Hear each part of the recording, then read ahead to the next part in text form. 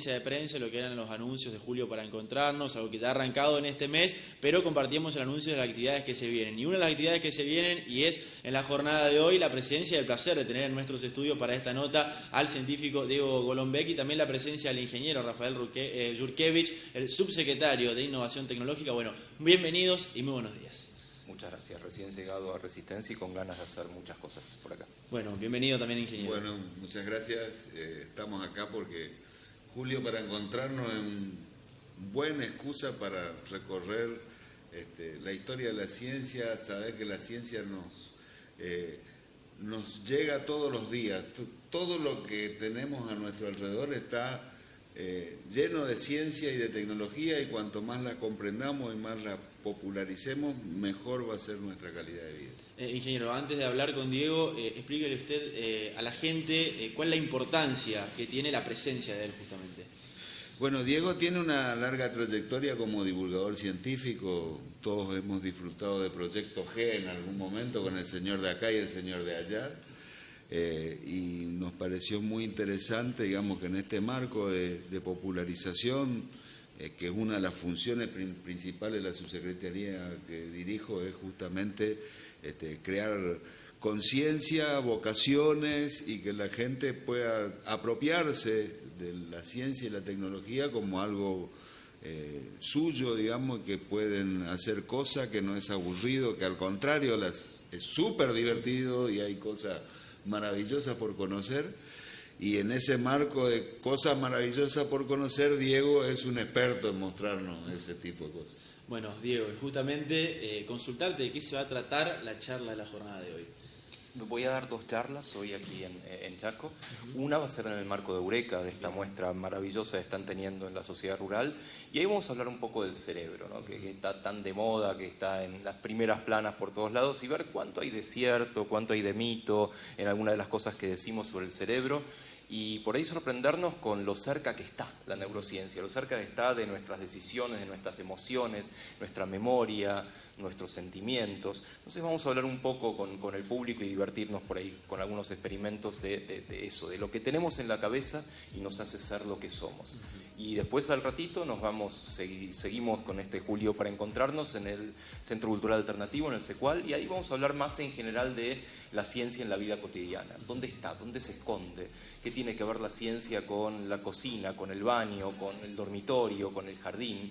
Porque la verdad que está, como decía Rafael, mucho más cerca de lo que pensamos. Consultarle qué es la ciencia, teniendo en cuenta que uno, o por lo menos en un caso particular, y la mayoría de la gente creo que le pasa, nombran ciencia y queda en los libros de la primaria, digamos, o de la secundaria, pero ¿la gente tiene en claro lo que es la ciencia? Peor aún, nombran ciencia y salen corriendo por las dudas, ¿no? Sí. Vaya a saber. No, de ninguna manera. Como bien decís, la gente recuerda a la ciencia como la profesora de química de cuarto año, un pizarrón lleno de fórmulas. Eso es parte de la ciencia, claro que sí. Pero podemos entenderla de otra manera, podemos entender la ciencia como una mirada sobre el mundo, una mirada racional, con un cierto método, con demostraciones, con evidencias, donde no hay un principio de autoridad. En ciencia las cosas no son verdad porque las dice el Papa o el general o tus viejos. Son verdad porque se demuestran de cierta manera, y además es una verdad relativa porque después viene otro y dice, che, te equivocaste en tal experimento, en tal interpretación, y me parece que la cosa va más por acá.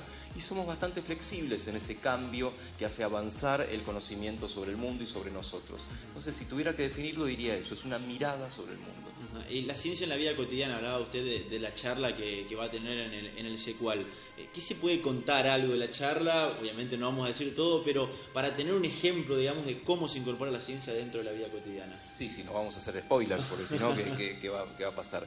De todo, o sea, pensá, por ejemplo, en lo que ocurre a la noche en el dormitorio, ¿sí? Dormimos, y uno piensa, sí, dormimos, ya está, se acabó, no hay misterio. No sabemos por qué dormimos. La ciencia todavía no tiene una respuesta a el sueño es por esto, ¿es porque estás cansado? No, porque un día que haces mucho ejercicio físico, no dormís mucho más. Entonces no sabemos del todo bien de qué se trata, sabemos que es importantísimo, que es vital, que sin eso te morís o te enfermás, básicamente, pero eso está presente en todos lados, en cuando te haces un té o te haces tostadas o estás en un ascensor o estás en un auto. Hay un montón de fenómenos científicos que ocurren y los dejas pasar. La idea es no dejarlos pasar. Ingeniero, vuelvo a usted y coméntenos un poco cómo se está realizando todo en esta muestra de Eureka. Bueno, la verdad que estoy fascinado con Eureka. Cuando nosotros con el doctor Tomás Amejeira decidimos traer la muestra itinerante de Cofecita al Chaco, digamos, era una apuesta con ciertas dudas respecto de la repercusión que podría tener. Apostamos a hacerlo en vacaciones porque hacer una muestra esta y llevar los chicos de la escuela, vos tenés un público asegurado, pero en vacaciones tiene que haber un interés. Y estoy fascinado. Yo les recomiendo que vayan a ver la muestra porque es muy interesante, pero vayan a ver la cara de esos chicos y de esos padres cuando tuvimos que cambiar del lugar el laboratorio de química porque la cantidad de gente que se agolpaba para ver impedía el paso para las otras áreas, o con el tema de paleontología y cuando ven que esos dinosaurios que le vendían verdes no son verdes sino que tienen plumas y son azules y son negros es maravilloso. Y del otro lado tiene dos partes, digamos, donde está la parte de educación de la provincia, de las universidades también, digamos, el Chaco tiene cosas, hace cosas, somos capaces de hacer cosas y lo que creo que tenemos que hacer es animarnos cada vez más. Entonces este tipo de muestras sirve para eso, porque en definitiva, a ver, vos le preguntabas qué era la ciencia, y la ciencia es el arte de preguntar y responder permanentemente. ¿Sí? La curiosidad define la ciencia. En la medida que hay curiosidad, va a haber ciencia. Alguien va a pensar alguna cosa, va a expresar una teoría, va a tratar de probar esa teoría hasta que viene otro y la destruye por otros motivos o porque hay otra aparatología que antes no había. Eso es la ciencia. Preguntarse y responderse permanentemente. Diego, ha tenido, sin duda, y seguramente, y lo he buscado en YouTube cuando me dijeron que iba a venir, las diferentes charlas que ha tenido por todo el país. Digo, ¿cuáles son por ahí las preguntas más comunes que tiene la gente en esto de preguntar y responder qué es la ciencia? Primero, vos ves que hay un cierto escepticismo, como que lo que decía Rafael, la ciencia es preguntar cosas, pero la gente tiene un poco de miedo a preguntar. Mirá si pregunta un disparate. Claro. Y de a poquito te vas animando. En ciencia no hay disparates, toda pregunta es válida. Entonces de pronto aparecen todas las preguntas, sobre todo las que tienen que ver con el cuerpo, con la salud. Eso es una preocupación inmediata de las personas, aún desde un punto de vista científico. Cuando uno ve que la ciencia está presente en la vida cotidiana, por supuesto que surgen cosas sobre los jardines, sobre lo que pasa con los juguetes, lo que pasa con los juegos en general, estoy refiriéndome a los chicos, y de a poco los adultos también pierden un poco la vergüenza y se animan a preguntar y a preguntarse sobre todo cuestiones que por ahí tenían guardadas, esa pregunta que vos tenés guardada y vos no la preguntás, mirá si se ríen o lo que fuera, y de pronto aparece, ¿no? Está este prejuicio de que preguntar, de que mirar científicamente es necesariamente un plomo, ¿sí? Es como le quita belleza, le quita magia al mundo. Y de pronto te das cuenta de que es todo lo contrario. Entender algo científicamente es profundamente bello, profundamente científico. Y ahí te vas al otro lado, claramente. Ahí empiezas a preguntar de todo y ahí sí, cuidado con esos que salen preguntones porque no paran más. Diego, recién el ingeniero hablaba de lo que tiene que ver a Eureka. ¿Qué importancia tiene este tipo de muestras a nivel nacional y para los chicos? Primero, es una alegría que estas actividades estén circulando por el país. Eureka, Tecnópolis Federal, Lugar a Dudas, las muestras que por distintos motivos comenzaron en Buenos Aires y desde hace un tiempo están empezando a dar vueltas, a llegar al público al que tiene que llegar, que es a la gente que tal vez no estuvo expuesta a este tipo de actividades de ciencia interactiva, de ver dinosaurios que se mueven, de hacer experimentos, y es donde tiene que estar. Así que celebro muchísimo estas acciones de las provincias, de Chaco, de muchas otras, del Ministerio de Ciencia también, del Centro Cultural de la Ciencia, que es de donde sale también Lugar a Dudas, que es donde realmente tiene que estar. Y uno cumple muchas funciones con estas muestras.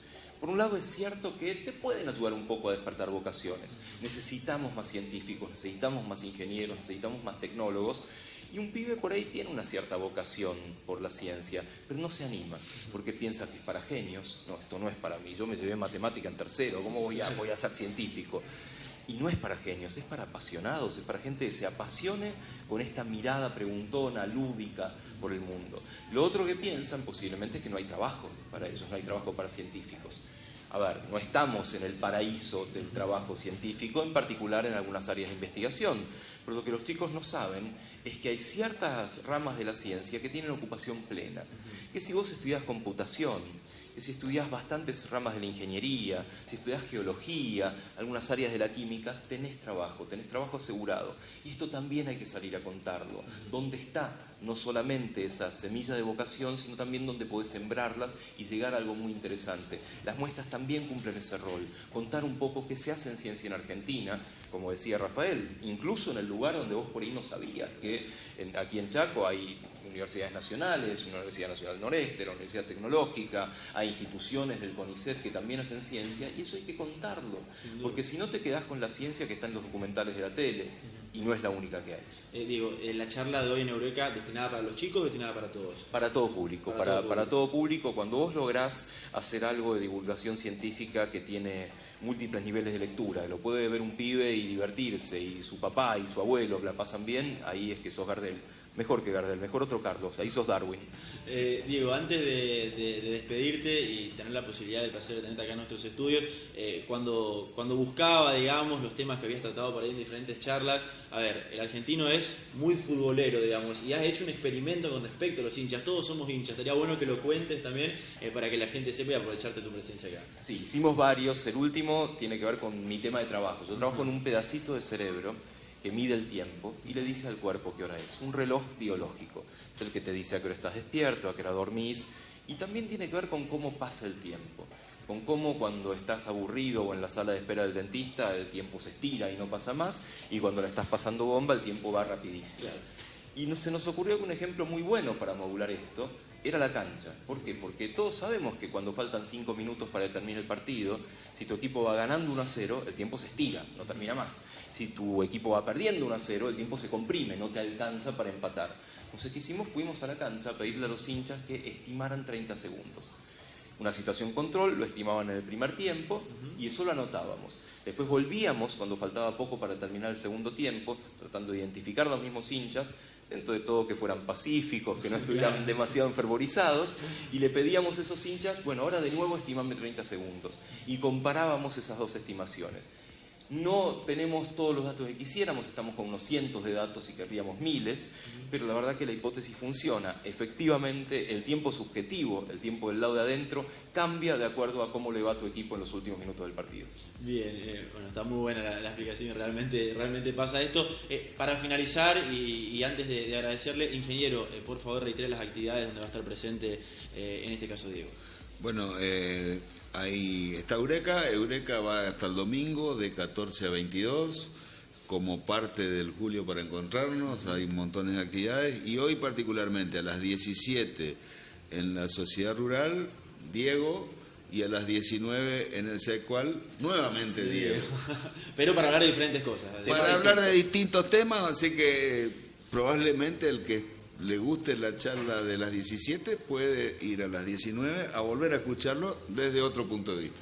Diego, ingeniero, muchas gracias y un placer tenerlo en nuestros estudios. Muchas gracias. Hasta luego. Hacemos una pausa y enseguida regresamos con más informales.